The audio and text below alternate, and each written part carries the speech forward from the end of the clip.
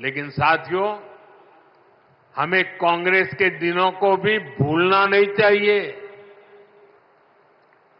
हमने 2014 से पहले जब कांग्रेस की सरकार थी, वो दिन भी देखे हैं जब पूरे देश में ब्लैकआउट होते थे, बिजली गुल हो जाती थी।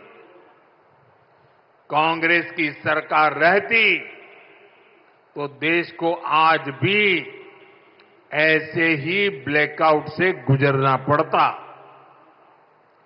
न कारखाने चल पाते, न रेल चल पाती, न खेतों में पानी पहुंच पाता। यानी कांग्रेस की सरकार रहती तो ऐसे ही संकट बना रहता, बढ़ता रहता। अब इतने वर्षों के बाद, प्रयासों के बाद आज हालात बदल रहा है। बीते एक दशक में भारत ने बिजली उत्पादन की क्षमता को करीब करीब 2 गुना किया है। आज भारत अपनी जरूरत को पूरी करने के साथ साथ पड़ोसी देशों को बिजली निर्यात भी करता है। बिजली उत्पादन, इस पर भाजपा सरकार के फोकस का लाभ हमारे हरियाणा को भी मिला है। आज हरियाणा में 16,000 मेगावाट बिजली का उत्पादन होता है। हम आने वाले कुछ सालों में एक क्षमता 24,000 मेगावाट तक पहुंचाने का लक्ष्य लेकर के काम कर रहे हैं। साथियों, एक तरफ हम थर्मल पावर प्लांट में निवेश कर रहे हैं, तो दूसरी तरफ देश के लोगों को पावर जनरेटर बना रहे हैं।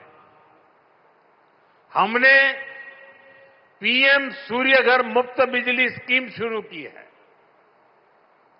अपने छत पर सोलर पैनल लगाकर आप अपना बिजली का बिल 0 कर सकते हैं।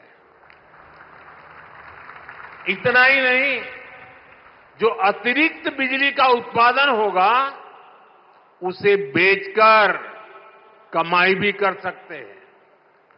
अब तक देश के 1.25 करोड़ से ज्यादा लोग इस योजना के तहत रजिस्ट्रेशन करा चुके हैं। मुझे खुशी है कि हरियाणा के भी लाखों लोगों ने इससे जुड़ने के लिए अप्लाई किया है। और जैसे जैसे इस योजना का विस्तार हो रहा है, इससे जुड़ा सर्विस इकोसिस्टम भी बड़ा हो रहा है। सोलर सेक्टर में नई स्किल्स बन रही हैं, एमएसएमई के लिए नए मौके बन रहे हैं और युवाओं के लिए अनेक अवसर तैयार हो रहे हैं। साथियों, हमारे छोटे छोटे शहरों में छोटे उद्योगों को पर्याप्त बिजली देने के साथ ही सरकार इस तरफ भी ध्यान दे रही है कि उनके पास पर्याप्त पैसे रहे। कोरोना काल में एमएसएमई को बचाने की लाखों करोड़ों रुपए की सहायता सरकार ने दी है। छोटे उद्योग भी अपना विस्तार कर सके, इसके लिए हमने एमएसएमई की परिभाषा बदली है। अब छोटे उद्योगों को यह डर नहीं सताता कि जैसे ही वो आगे बढ़े सरकारी मदद छीन जाएगी। अब सरकार छोटे उद्योग के लिए स्पेशल क्रेडिट कार्ड की सुविधा देने जा रही है। क्रेडिट गारंटी कवरेज को भी बढ़ाया जा रहा है। अभी कुछ दिन पहले ही मुद्रा योजना को 10 साल पूरे हुए हैं। आपको जानकर के खुशी भी होगी और सुखद आश्चर्य भी होगा।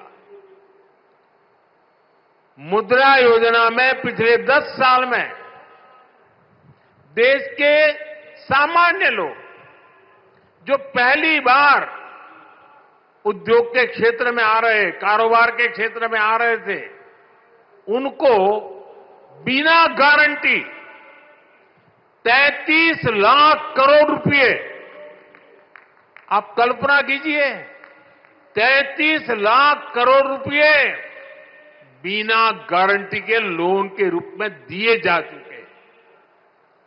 इस योजना के 50% से भी ज्यादा लाभार्थी एससी, एसटी, ओबीसी परिवार के ही साथी हैं। कोशिश यही है कि छोटे उद्योग हमारे नौजवानों के बड़े सपनों को पूरा करें। साथियों, हरियाणा के हमारे किसान भाई बहनों की मेहनत हर भारतीय की थाली में नजर आती है। भाजपा की डबल इंजन की सरकार किसानों के दुख सुख की सबसे बड़ी साथी है। हमारा प्रयास है कि हरियाणा के किसानों का सामर्थ्य बढ़े। हरियाणा की भाजपा सरकार अब राज्य की 24 फसलों को एमएसपी पर खरीदती है।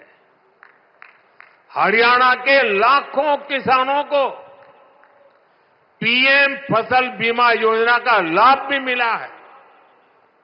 इस योजना के तहत लगभग 9,000 करोड़ रुपए से ज्यादा के क्लेम दिए गए हैं। इसी तरह पीएम किसान सम्मान निधि से 6,500 करोड़ रुपए हरियाणा के किसानों के जेब में गए हैं। साथियों, हरियाणा सरकार ने अंग्रेजों के जमाने से चले आ रहे आबियाना को भी खत्म कर दिया है। अब आपको नहर के पानी पर टैक्स भी नहीं देना पड़ेगा और आबियाने का जो 130 करोड़ रुपए से ज्यादा का बकाया था, वो भी माफ हो गया है। साथियों, डबल इंजन सरकार के प्रयासों से किसानों को, पशुपालकों को आय के नए साधन मिल रहे हैं। गोवर्धन योजना, इसे किसानों के कचरे के निपटारे और उससे आय का अवसर मिल रहा है। गोबर से, खेती के अवशेष से, दूसरे जैविक कचरे से बायोगैस बनाई जा रही है। इस वर्ष के बजट में देश भर में 500 गोवर्धन प्लांट बनाने की घोषणा की गई है। आज यमुनानगर ने भी नए गोवर्धन प्लांट की आधारशिला रखी गई है। इससे नगर निगम के भी हर साल 3 करोड़ रुपए बचेंगे। गोवर्धन योजना स्वच्छ भारत अभियान में भी मदद कर रही है। साथियों, हरियाणा की गाड़ी अब विकास के पथ पर दौड़ रही है। यहां आने से पहले मुझे हिसार में लोगों के बीच जाने का अवसर मिला। वहां से अयोध्या धाम के लिए सीधी हवाई सेवा शुरू हुई है। आज रेवाड़ी के लोगों को बाईपास की सौगात भी मिली है। अब रेवाड़ी के बाजार, चौराहों, रेलवे फाटकों पर लगने वाले ट्रैफिक जाम से लोगों को छुटकारा मिल जाएगा।